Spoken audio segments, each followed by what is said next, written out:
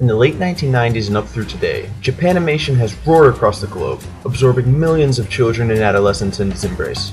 However, an interesting phenomenon arose from this international fame as Western societies began injecting their own culture into Japanese anime. Get everybody in the stuff together. Okay, 3, 2, 1, let's jam. So what exactly is anime? Well, for starters, anime is short for Japanese animation. It's an animated cartoon medium. But also, it has a huge market in merchandise, comic sales, movie deals, conventions, cosplay, fan clubs, even video games. It was hugely popular in the US during the mid to late 90s, and it remains one of the most well-known modern media types today.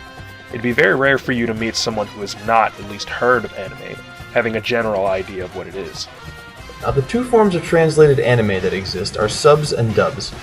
Subs are very self-explanatory. They are original cartoons with direct, literal translations as English subtitles. Dubs, on the other hand, are a little bit more in-depth. Usually, English dubs are completely revoiced and reworked versions of anime shows that are catered and detailed for an American or Western audience. Many anime fans argue as to whether shows should be watched as subs or as dubs, but if the dubbed versions are so in-depth and tailored to your demographic, why would you ever want to watch the subtitled versions?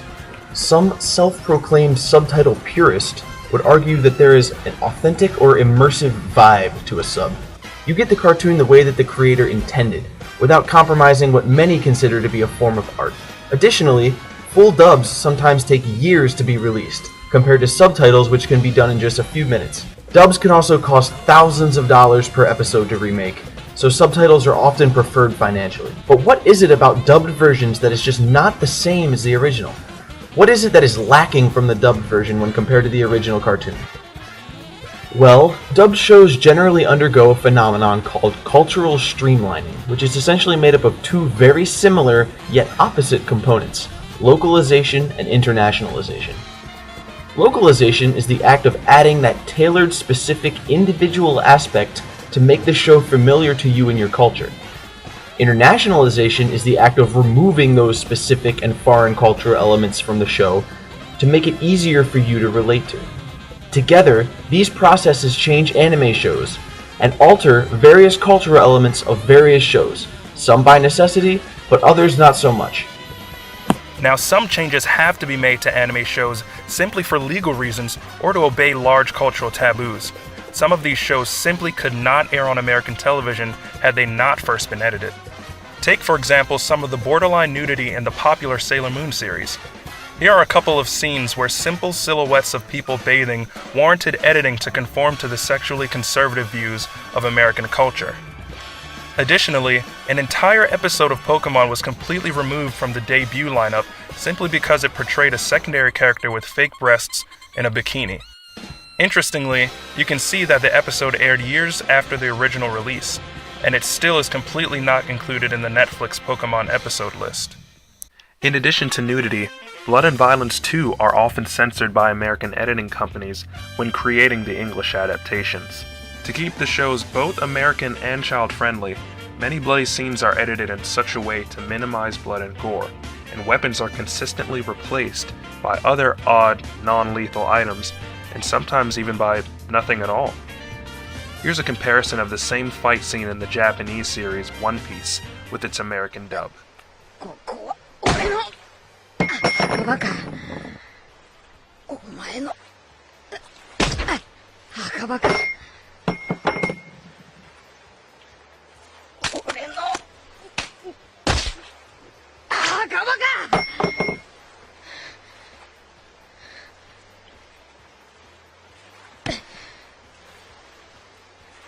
Another example of necessary dubbing is related to the use and reference of tobacco, drugs, and alcohol. In America, advertising these types of behaviors to children isn't just frowned upon, it can be very much illegal. American editing companies spent time coming up with ways in which to remove elements of these shows that would otherwise not allow them to air in America. 4Kids Entertainment was the company that dubbed much of the anime of the late 1990s and early 2000s, including many of the shows shown in this video. Much of the dubbing was based on necessity, however the company faced and very much still faces a lot of negative feedback about how they dubbed many of the anime shows.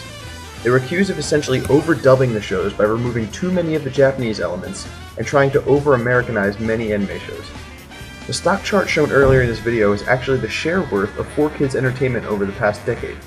You can see the American anime boom of the late 90s and the eventual decline over the decade. 4Kids Entertainment eventually filed Chapter 11 bankruptcy following a lawsuit from a Japanese production company surrounding the show Yu-Gi-Oh! While criticized and accused of too much Americanization in their dubs, there is no doubt that 4Kids helped bring anime to American homes. Another interesting insight into the world of anime dubs comes when controversial and taboo subjects are brought up. Cultural sensitivities and how some issues were handled drew a lot of negative attention to companies like 4Kids Entertainment. Racial sensitivity actually caused characters to be altered, specifically Mr. Popo in Dragon Ball Z and the Pokemon Jinx. Once these shows aired in America, companies feared a relationship would be drawn between these characters and the racist blackface characters of the 19th and early 20th century theaters.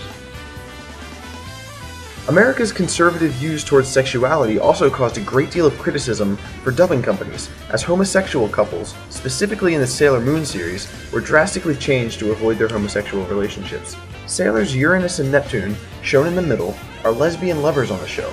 The companies changed the sailors' relationships to very affectionate cousins, which almost became even more taboo than the lesbian couple was initially. Also, the villains Zoisite and Kunzite, to the right, were a gay couple in the original anime, but Zoisite was changed to a female character solely to make the relationship heterosexual. But what about unnecessary forms of editing and censoring of anime?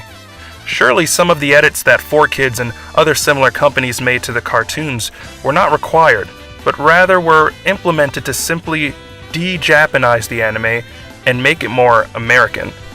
Some of the anime would be perfectly fine to air on American television, without making some of the implemented changes.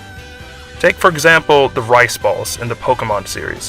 While it may be funny that 4Kids simply substituted a sandwich into this scene, this unnecessary cultural translation also causes some awkward and confusing moments when the scene cannot be properly edited.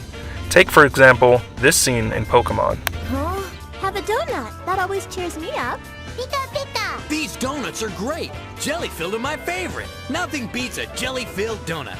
Donut, jelly-filled donut. Donut. Pika pika! Well, 6-year-old me was definitely confused about that. Obviously it's not a donut, and companies like 4Kids decided that they would rather their audience be confused about the show than to explain the Japanese heritage and culture involved in it. An even more confusing dubbing scenario occurred during this episode of Sonic X. Two main characters were doing something that could potentially be dangerous, so the producers decided that the characters should hold up signs that essentially said, "Don't try this at home, kids." But in the dub, the words were simply erased without any explanation whatsoever, leaving the two characters holding blank signs for absolutely no reason. Take a look. Our problem's solved. Now you can get to the emerald. I hope you're sticking the other end of this thing in a milkshake. No, it's an air hose. I'll keep this end up here so you can breathe. Just make sure you don't lose the hose or you'll be in trouble. Well, that doesn't make any sense at all. But these type of Japanese cultural erasures can't be blamed on lazy dubs. These willful and unnecessary changes to Digimon and Sailor Moon deliberately remove non-invasive Japanese symbols for absolutely no reason. Clearly, the dubbing companies decided that their target audience was not capable of understanding the Japanese elements of a Japanese show. In fact, the unnecessary removal of Japanese cultural elements became so pervasive that when Disney bought the rights to various anime films like Spirited Away and Nausicaa of the Valley of the Wind, Takuma Publishing Company contractually obligated Disney to never modify or change a single second of the original film, so that the experience audiences would have would be exactly what directors like Hayao Miyazaki created and intended. So what does this have to do with Asian American relations? Well, it's clear evidence of how a rare, true Eastern source of culture is completely whitewashed by American companies, and it draws various questions as to how other forms of media cause Western societies to perceive the East. Also, removing cultural elements removes a chance to learn about the culture as the creator of the art intended for their audience. Removing this chance to learn from the primary source can dramatically impact the way that Eastern culture is perceived by Western people. My name is Zach Springer. My name is Domonic Thomas. Thanks for watching.